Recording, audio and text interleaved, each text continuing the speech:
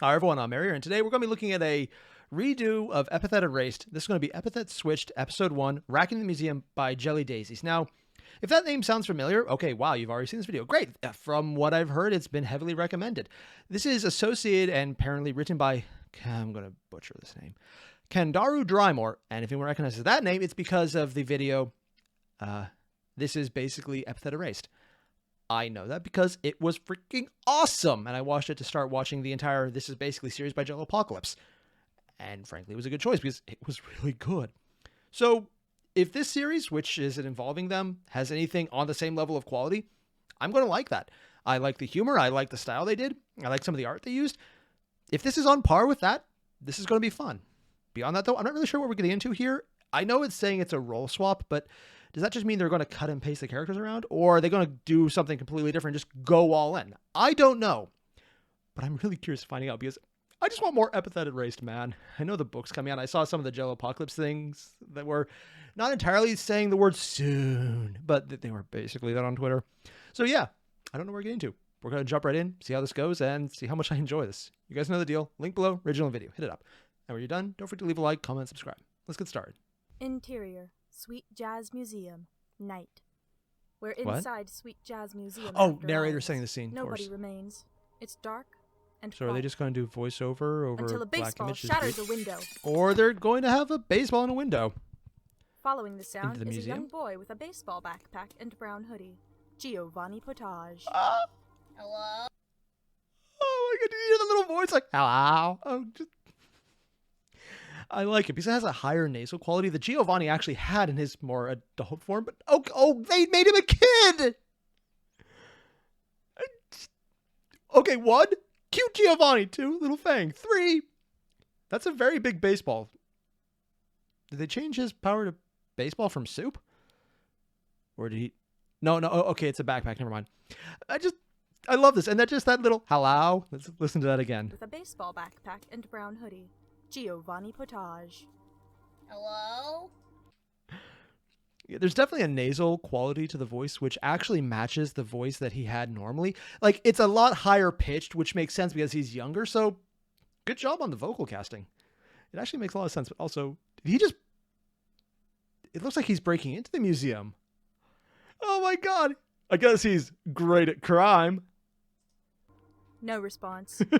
Hello? Yeah, Still no response. definitely His sounds face like him. breaks into a smile. Yeah! Take that, Although there is an overall Nobody tinniness to the even voice, I think it's here. more of an artifact of Security the guards, microphone. My boy. He starts wandering choice. the halls of the museum. Oh, Ain't no... it's so adorable!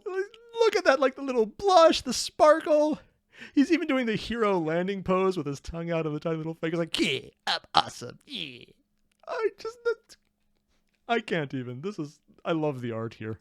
Nobody gonna catch Giovanni Potage. Oh, Kinda God. wish someone could have seen me enter, though. I mean, I broke the glass and everything. Just like... He's trying so hard to be a villain. It's adorable. Also, I like the voice they chose. I think the emotion's right. I think the character voice is right. The microphone being a little tinny is off-putting, but overall, I think this actually is the right choice of vocal casting. It's like a real bad guy. He he's wanders trying to be a into bad the guy main still. lobby. Now, where did I leave that sword again? Oh, That this would is be art the by perfect line weapon instead of for the a super previous thing I villain. couldn't say. He keeps walking, totally lost in thought. He doesn't even seem to notice that he isn't alone until he suddenly bumps into Molly Blinddeaf. Ah! I thought they were putting Saitama in for a second with the yellow suit and the red cape. Oh, wait, that was also the bonsai blasters. Gonna pretend I remembered that part. I thought it was just random Saitama. Wait, did they say Molly? Oh god, it's tall Molly! Kicks Giovanni, sending him flying across the room and slamming against the wall. Oh, ooh, art. So Oh, much for multiple not artists, being that's why. seen. Cool style. Ah!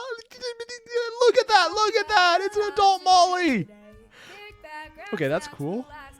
Percy is...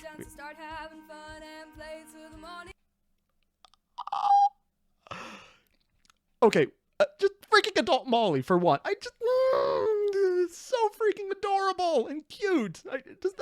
Yes, and she's in the Bonsai Blasters outfit. This is... Okay, Yeah, honestly makes sense. He's more of the Sherlock Holmes type here. Percy crossed arms, basically switched off with him. These three. There's so much I want to say here. One, Ignis. Yes, master, we will do this.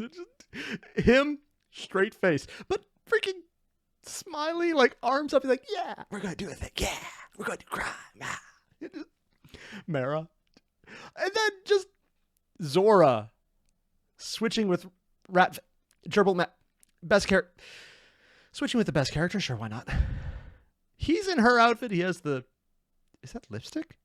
I think it's supposed to be a crayon, but it kind of looks more like... Oh, it's crayon and there's like a bit of the wrapper pulled away. Okay, that makes more sense. Their powers, if they were switched on just sheer, well, strength, are both terrifying. But more importantly, Zora, just chill. Relax. Like, yeah, I'm about to do something horrible. That's cool. Let's go out for coffee. I can use a coffee. Or a tea. Or an ice cream. Yeah. I'm just going to sit here, watch the snow. Something horrible is going to happen. I'm just going to smile and go, that was a fun car crash. Yeah. The personality swaps here are... These two are such a juxtaposition. Then these two being switched.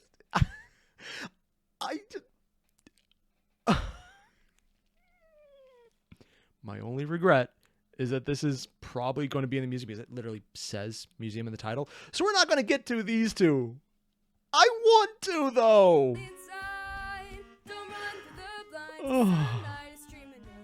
I know they're doing the same tune overall, but also they're using the same font as the actual Epithet Erased intro. Is it just me or is this different than the original song?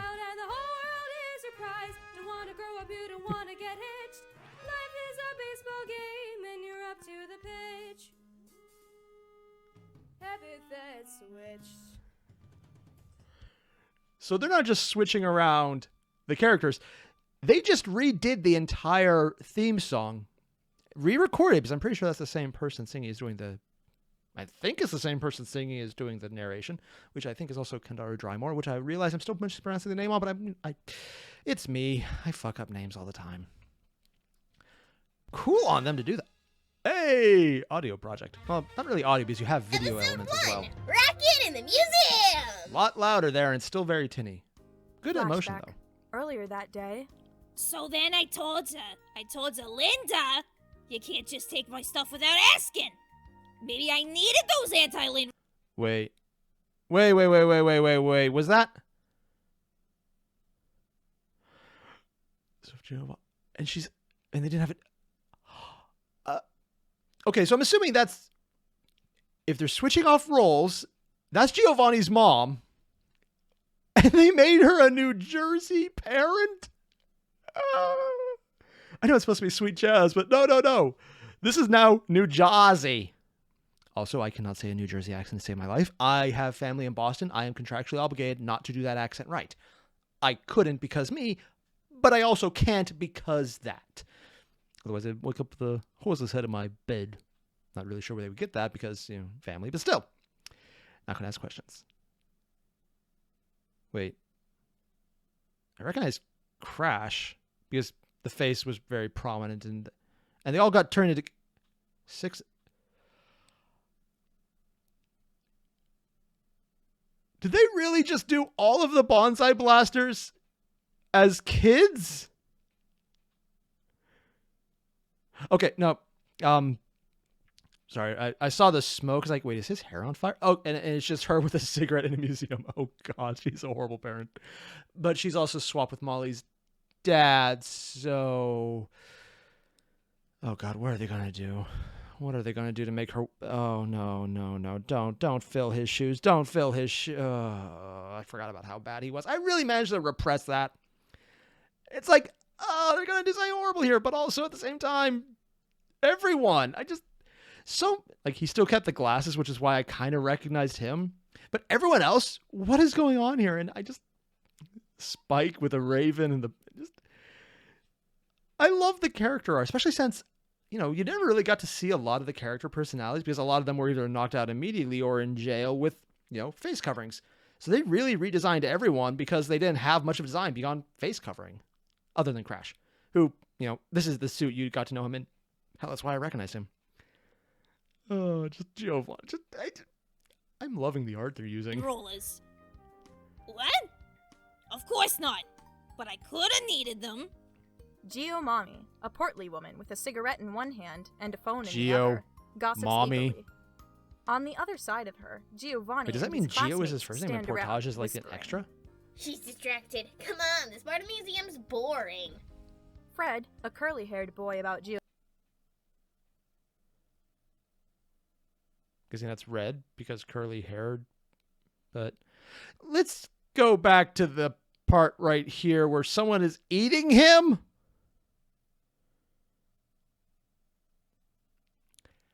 Okay, cannibalism confirmed. Giovanni's age, stammers nervously. But, Gio, the teacher said to wait for the tour guide. We're never gonna be good bad guys if you think like that. Another still trying to classmate set them with up as short bad orange guys. hair pipes up. Wait, good bad guys? So is that good or bad? It's That's a good. very good I mean, question. bad. Really bad. Tautology A is girl with tautology. ear piercings adds. So, we shouldn't sneak off? No! Sneak up We harder. want to be bad, Spike. Gosh! Giovanni! Giovanni the mother's winces voice. as his mother's attention God. is turned toward him. You and your friends better not be talking about sneaking off again. We're Again? not, Mom. Good. She goes back to her phone. Okay, I just want to point out. I know they swapped Giovanni's mom with Molly's. Let's use the word very loosely. Dad? That thing? But already she's shown that she cares more than he did. Because he was like, okay, I was an adult for 5 minutes. I'm done now, and left. Where, she actually checked in. It's a very low bar, but I think she's already cleared it. Maybe we'll be lucky and she's not as bad. I have time to be wrong. Let's get out quick before. Sorry, children. What? Holy! Too late. The classmates yelp in fear as a large, muscular, intimidating man stomps into the room.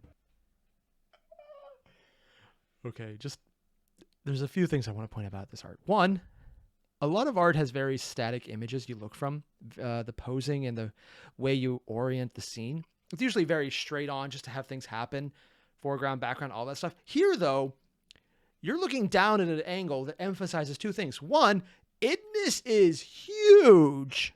I'm assuming it's Ignis because he had the little cuffs like he did in the opening. Wait, no, it's character switches. Is it someone else wearing his clothing? Kind of like Giovanni's doing with Molly's? I mean, I'm assuming it was going to be him because he was in the opening thumbnail. Well, not thumbnail. Credits with his big self and being all serious. Yeah, whatever. I'm just going to call him Ignis for now until I'm proved wrong. He's huge and muscular. Like, literally, the thigh alone is the size of Giovanni. Also, I love just the anime-esque style. The super big eyes, tiny little pupil showing levels of focus. All the extra lines around it. The freaked out face, the shark teeth. It's so cute. But also the fact that it's emphasizing Giovanni is tall. Compared to Molly earlier, he came up to her waist. Compared to Ignis, he's ankle, or I guess more kneecap height. Although, well, literally both, because with the way it's phrased, you can, set up. He's functionally as tall as the kneecap, but he's literally on the height in actual up and down durations compared to the actual ankles. Just further emphasizing not only that Giovanni is shorter, but that Ignis is so big he doesn't fit in the screen based on how they've set up. It's a great bit of just posing that works well here. His face apparently angry. This is Indus Tarbella. And of course they rephrase I it with his understand light we have highlighting little his... time. Let us be on with the tour. The children shuffle nervously. No, go back a second. Okay, I'm not the biggest Venture Bros or Venture Brothers fan because never really was able to stay up late at night to watch it because I fall asleep really fast. It's a side effect of basically caffeine crash. It's literally just a caffeine crash. Massive caffeine crashes. I drink a lot of coffee and when I stop, it's like, no more consciousness for you. Yeah. But more importantly, it looks really similar to, I think, Brick, Rock, Brock, whatever his name is. I cannot remember his name, but like the one bodyguard character who's like super manly, but also does not smile ever. It looks like a Venture Brothers character, especially because he's super muscular, but then the facial features being super intense. He's not even looking down. He's looking straight ahead. He's only weaklings look down. My wife is actually a fan of Venture Brothers, so she'll probably call me out on this one, but it's what it reminds me of. Time. Let us be on with the tour. I love also how they The framed it children with the shuffle light right nervously. behind him, so he's super Nobody shadowy. wants to try running off while this guy is around. Giovanni realizes Oh. this and groans in displeasure. Ugh. Okay, I love two things about the scene. One, the faces, just that face of nope. Followed by this one down here where like all of them are terrified because he's huge. Like they're huddling and hiding and just hugging each other. And, like everyone's so freaked out and he's just like, nope, nope, nope, nope. But then Giovanni, they even say he's disappointed because he knows they're not going to get away. He's not actually scared, which is really brave. Oh, Oh, I didn't mean to hit that. But like, just look at that moment here, though, where he has the eyes up. And then as soon as they mention he's disappointed because they're not going to get away anymore, he looks back to them and then sees they're all freaked out. This is actually a really good bit of moderate, not even moderate, but like minimalist animation. Because overall, a lot of the pictures so far have been very static. Here, though, because of one simple change, just because they move the eyes from up to over, it completely reframes him and then also pulls the eye away from him, who's the main focus, over to them, showing that their fear is still there and they're completely reacting differently because of it. Also emphasizing he's their leader because he's not afraid. And or dumb enough not to be afraid of the guy who very much you should be if he's with his power. If he's playing it straight, yeah, no. But it reframes it with minimalist animation, just moving the eyes from up there to show where he's orienting down to over there. It takes the entire frame from here over to the gaggle of people who are absolutely terrified and completely justified by it. It's very minimalistic. It does a good job, though, of moving the eye in such a way that your mind is almost tricked into thinking it is a full-on animation because you're focusing on different aspects. If it hadn't moved, it would just be a static image. But just moving the eyes, just doing that much, reframes the entire picture so that the focus isn't what's outside of the screen that we know of and over to the characters themselves. It's a great minimalist style, and I kind of appreciate it. Realizes this and groans in displeasure. ugh. Oh, good. You're the tour guide. Oh, no. Don't worry, No. I'll keep my eye on the gremlins. Really? He used how many coupons? Indus glares. The coupon guy? Really? Okay, one, the mom is... I've worked in a museum. This is a parent style you see a lot, and it's literally the kind of, oh god, they're going to let their little gremlins run all over the place. They're barely paying attention, which in any other situation, I'd find it way too close to home. But compared to the character she's replacing, Mom of the Year by comparison, the bar is that low. Also, I don't, if he's about to start JoJo flexing on them, like not the over-the-top JoJo flexing you got from, well, regularness, but straight up, it's actually less JoJo flexing, more Fist of the North Star levels of intensity. Down Works the pretty well with him, children. actually. They all stay obediently attentive, except for Giovanni, who rolls his eyes. Really? The little biter actually ate part of the shirt. Also, I love the character art. It's so cute. Every single bit, every art piece used so far is amazing. I love it. But more importantly, they actually had her get, or him, I don't know, the character ate some of the shirt that they were biting earlier. And Giovanni's just so done with it. Rare powers. Some people are born with them. Oh. Others are not. Oh, I like his voice. Do any of you know what someone is called who does not have an epithet? Ooh. Okay, did you hear that? Let me go back and rewind. Listen to his voice when he's asking the question. If you know what someone is called who does not have... did you hear that little treble in the voice? Not even a treble, like a modulation up and down, where it was just moving a bit. I'm overemphasizing it because I can't voice act at all to save my life, but you can hear how the pitch is saying the word, but moving up and down. What he's doing is a good version of that, trying to emphasize the emotion of restraint. It's like the audio equivalent of holding your fist, just clenching it tighter and tighter, and you get more and more clenched. That's what his voice sounds like right now. Restrained, clenched, and very, very on edge. Which is terrifying and a really effective tone. Especially because the joke right now is he's just asking them a question. It's literally just... He's basically filling the exact same role, but he's being super intimidating as opposed to a canon where he was super friendly and you love him because he's a goofus. I love the fact that they can get that vocal range in there just to get that intensity in a scene that completely doesn't warrant it, which is his character. He's emotion outside of context, but it's the exact opposite. Before it was happy, ha ha ha. Here it's more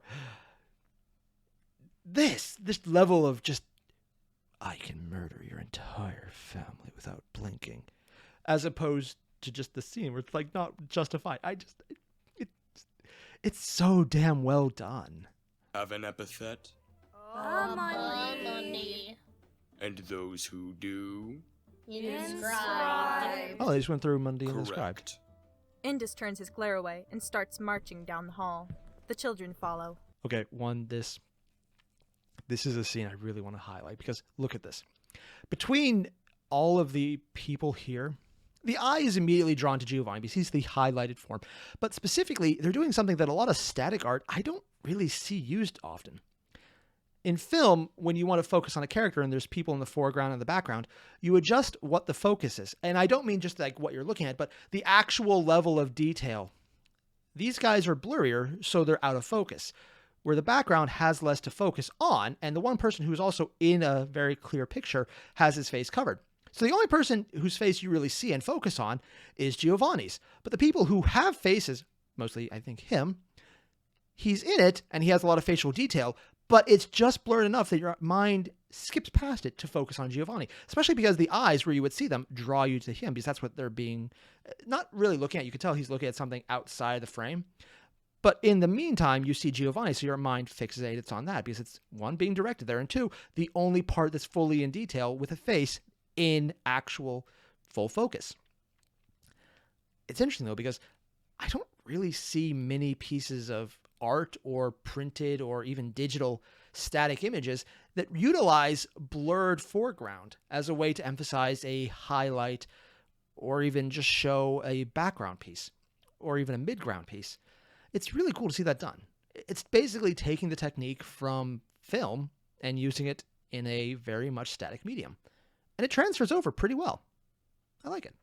Each inscribed person is born with a word attached to their very soul, which bestows upon them very unique powers. When's he going to talk about Suddenly, barrier? he whirls around again.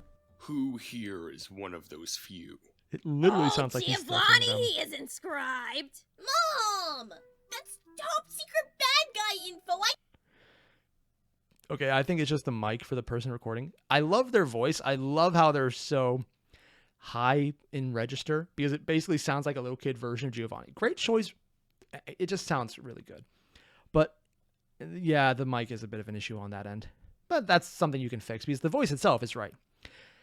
And she's still smoking in the museum. I thought this time maybe his hair actually was on fire, but no, it's still in her hand.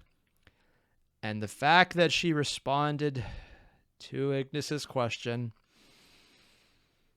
further proving she's actually paying attention. Can we, not highlight that this level of almost complete shit parenting is still an improvement over Molly's dad? Can we stop? It's like, you're not wrong, and it's a good point, but also at the same time, the guy's not winning any Parent of the Year awards. Hell, he's probably winning some kind of, remember when CPS took the kids? And then they swore I wasn't allowed around kids ever, and I ignored them. That. It's something to do with that. I don't know where that would go, but it's something to do with that. I told you! But you told us. Shut up, Ben. Small child. Oh, they have What names. is your Other than Crash, I actually don't epithet? remember him. I'm not telling you. Oh, it's soap! Giovanni, what have I told you about respecting your elders? Soup. I love this. I love this. The mom's character, I actually really like her, and I kind of wish Cannon was closer to this because it's that. As much as it's rubbing at how bad Molly's dad is by comparison, because she's supposed to be the horrible teacher type, sorry, not teacher, horrible parent trope, she's actually paying attention to the kids and responding to questions and admonishing him for not listening to his elders and trying to be a good parent, if also horribly distracted and smoking in a museum. Like, literally, I'm trying to ignore that because there's a part of me that wants to walk up to her and goes, "Ma'am, please put the cigarette out." And I'm like, wait, no, video, I can't do that. You spend so many years telling people to do that, it just kind of grows on you. His harsh, thoughtful gaze falls on Giovanni. Also, Giovanni the puffs up Raven- his chest and tries to stare at The him Raven's back. just like done with the shit. After a long, intense moment, Very well. Are there any others who are inscribed? from a Oh, I just noticed he still has the tribal tattoos on his wrist. Huh. Or were those actually physical aspects of his power, like some other people manifested? I don't know. Cool to have, though. distance away, Oh, Sir Ignis, I can tell them my epithet. No, Mara, Is she a kid that's too? not. Mara Salaman, a very small woman with blue hair tied back into a ponytail. Okay, 1, confirming she's an adult. 2, Mara smiling and Sir Ignis. Sir Ignis. This is literally... Oh god, it's the Sheshomaro trope.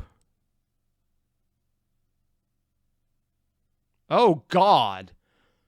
They have literally just turned Mara and Ignis into Sesshomaru, and I'm probably butchering his name, and that girl that always followed him around, and who in the second series that followed after it was his wife who died.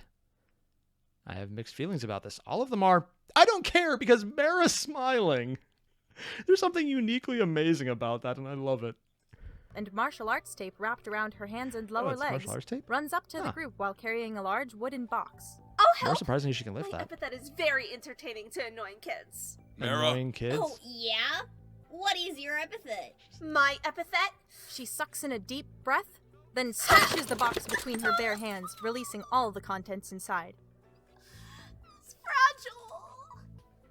Character intro card, Mara Salaman. Huh. Am I mistaken here? But oh, check out the sleeve. Like, this is when she wasn't using her power, but he had the box in her hand. It looks cardboard here, but I'm going to ignore that. So it's still frayed, it's still kind of there all together. But then as soon as she uses it, the shirt is visibly frayed, the bandages are coming undone, the hair is wilder, and, you know, the bow is much less together. Now, that's actually a really cool detail because beyond just showing the obvious uses of her power, they're making a change to the character's design specifically to reflect the usage by showing it literally breaking down because it was affected as well. Oh, that's actually a really cool usage there. Like, a lot of shows when they did it, like, Mara never really showed physical damage, just that they had her aware that things were not good and she was in pain. Here, though, they're actually changing the character's overall look just to make the joke work. Or I guess physical aspects of it be more visible. It's really cool. Oh, so she grew taller. Or her shirt contracted. Honestly, it might be that one as well, just because of how it worked. Stamina, proficiency, creativity. Proficiency, really damn high. Is it higher than it was before in this one? Oh. Epithet, fragile, weakens any object to the breaking point, including the user. The kids are silent in shock for a moment. Then, All of them are just nonplussed. Did Just you just freaked break out. a bone? It's probably just a small Ooh. fracture. Oh, that's I'm worse. used to it. Fractures hurt worse. Hey, look, guys! Free treasure! Let's get it! his rallying cry breaks the others out of their stupor.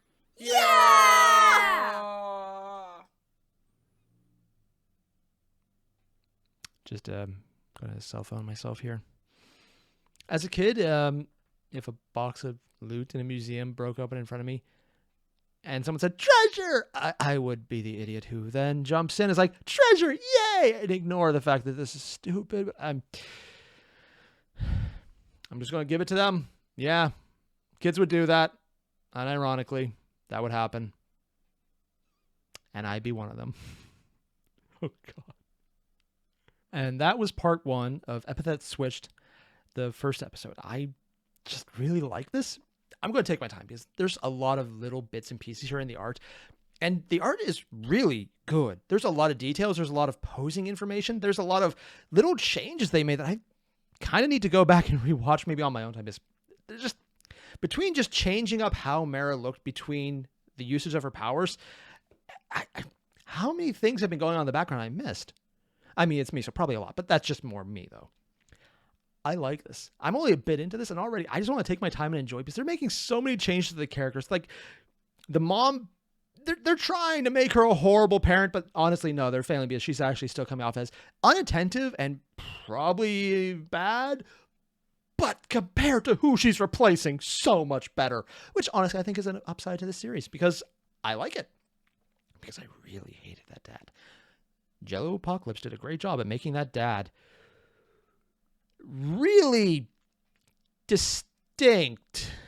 And I'll leave it at that. But I love all the character details. I love how the bonsai blasters are being given characterization. Just how they're reacting, how they're grouping together, how they have full faces now. Before, we only ever saw everyone but Crash. Because, Crash was in the later half of the series. As just, you got the lower half, you got how they dressed, how big they look, their physicality. All of that's gone because you get the face as the main thing because they don't have the helmets on anymore. And they're all little kids, so they're all kind of tall. Or short. Well, a few of them are actually pretty tall for kids. And it's all changed around. They have so much more diversity of characterization here because they've been changed up so much. And I just kind of love it. But let's be honest. The best part right now, Mara smiling. There's something about that I just find absolutely amazing. And I'm glad that happens. It's just good. It's just good to see Mara smile because she was an empathetic bitch in the first half of the canon. And I loved her character. And seeing her smiling now is just kind of amazing. Even though she hurt herself and it sounds like she fractured a bone and that's horrible. But also, it's just cute having her say Sir Ignis and being all excited and peppy. It just so much of this I love. And I'm going to ignore the fact that they're also really close to an Inuyasha trope. I'm going to ignore that. Just ignoring that. All the same. If you haven't already, I'm going to just have my fun with this and just go all ham, looking at the art, looking at the audio effects.